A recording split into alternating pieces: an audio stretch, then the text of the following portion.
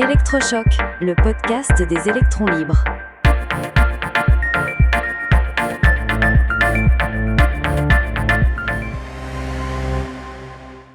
Le blé qui s'auto-fertilise, bientôt la fin des engrais.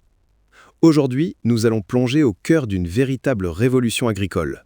Une révolution qui pourrait bien changer la face de notre planète et la façon dont nous nourrissons l'humanité. Céleste, c'est un sujet fascinant, car on touche à la fois à la biologie fondamentale et à notre survie au quotidien. Absolument Max, c'est un sujet qui me passionne. Pour bien comprendre l'enjeu, il faut faire un petit saut dans le temps. Sans les engrais azotés de synthèse, inventés au début du XXe siècle, l'agriculture moderne n'existerait tout simplement pas.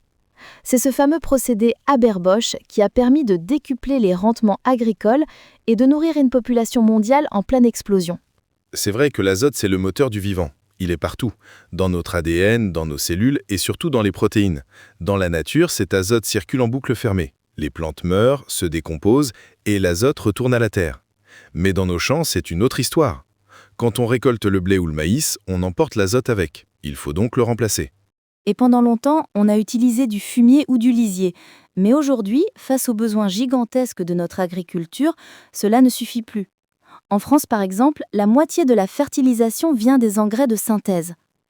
Le problème, c'est que pour fabriquer ces engrais, on doit capturer l'azote de l'air à des températures et des pressions infernales. Et pour ça, on utilise énormément de gaz naturel. Ce qui nous amène au cœur du problème actuel, ce procédé est un gouffre énergétique. Rien qu'en France, la fabrication de ces engrais génère 12 millions de tonnes d'équivalent dioxyde de carbone par an. C'est colossal. C'est 3 fois plus que tout notre transport aérien national. Et le bilan s'alourdit une fois dans les champs.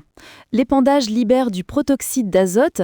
C'est un gaz à effet de serre dont le pouvoir réchauffant est près de 300 fois supérieur à celui du dioxyde de carbone. À lui seul, il représente 40% de l'empreinte climatique de notre agriculture. Sans oublier les dégâts sur l'eau. Les pluies laissent les sols, les excédents d'azote se finissent dans les rivières et les océans. C'est ce qui provoque la prolifération des algues vertes qui étouffent la biodiversité aquatique. Et je ne parle même pas du coup des usines de dépollution pour rendre notre eau potable. Exactement. Et au-delà de l'écologie, il y a un enjeu géopolitique majeur. Comme ces engrais dépendent du gaz naturel, nos agriculteurs sont à la merci des crises internationales. Les prix peuvent exploser du jour au lendemain. S'affranchir de cette dépendance, c'est une question de souveraineté vitale. Et c'est là que la magie de la nature entre en scène.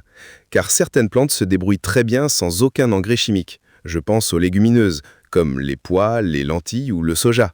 Elles ont un super pouvoir incroyable. Elles savent capter l'azote directement dans l'air, qui en est tout pourtant 78%. C'est une alliance souterraine fascinante. La jeune plante émet un signal pour attirer des bactéries spécifiques du sol. Ces bactéries s'installent dans les racines, dans de petites boursouflures qu'on appelle des nodulosités. C'est un échange de bons procédés. La plante offre le gîte et le couvert en forme de sucre, et en échange, les bactéries transforment l'azote de l'air en nutriments parfaits pour la plante. Tout ça grâce à une enzyme miracle, la nitrogénase. Elle arrive à casser les liaisons de l'azote gazeux à température ambiante, là où nos usines ont besoin d'une chaleur extrême. C'est brillant. Alors, on pourrait se dire, pourquoi ne pas planter que des légumineuses ? Ce serait l'idéal sur le papier. Elles enrichissent même le sol pour les cultures suivantes. Mais la réalité économique et alimentaire est différente. Notre alimentation repose massivement sur les céréales comme le blé, le maïs ou le riz. Les légumineuses sont aussi plus sensibles aux maladies et aux sécheresses. Elles ne peuvent pas porter à elles seules le poids de la sécurité alimentaire mondiale. D'où cette idée vertigineuse des chercheurs, transférer ce super pouvoir des légumineuses directement à nos céréales. Imagine un champ de blé capable de s'auto-fertiliser. Pendant longtemps, on a cru que c'était de la pure science-fiction, car les mécanismes génétiques semblaient trop complexes. Mais la génétique nous a réservé une surprise magnifique. Les scientifiques ont découvert que le système utilisé par les légumineuses n'est pas parti de zéro.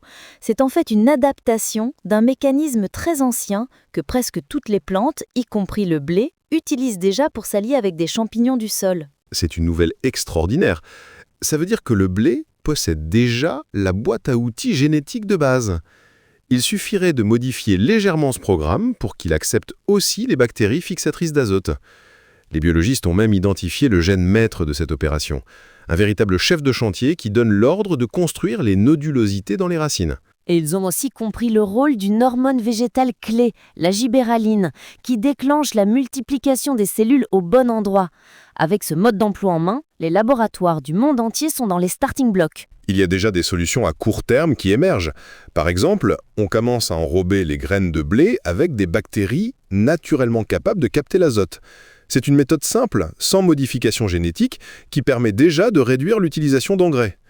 Son utilisation d'ailleurs a explosé en Amérique du Sud et en Afrique. Mais l'ambition ultime va beaucoup plus loin. Grâce aux ciseaux moléculaires, la fameuse technologie CRISPR, les chercheurs veulent apprendre au blé à créer ses propres nodulosités. Le défi, c'est que fixer l'azote demande beaucoup d'énergie à la plante.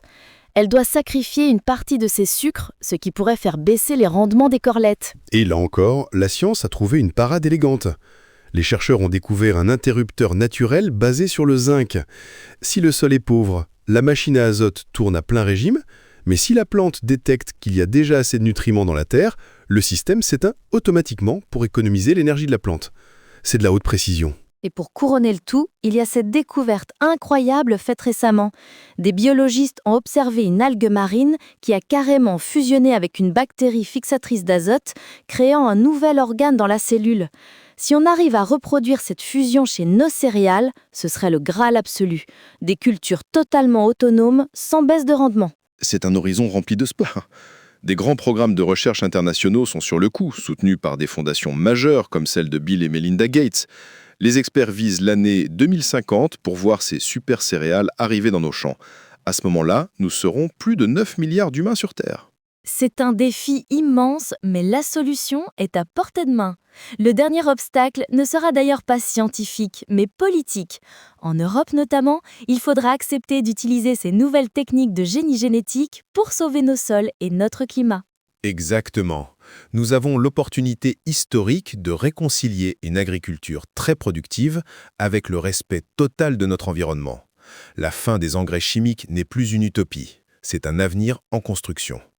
Merci Céleste pour cet échange passionnant et merci à tous de nous avoir écoutés. L'avenir de notre agriculture s'annonce brillant et plein de promesses. Soutenez les électrons libres. Abonnez-vous sur lel.media.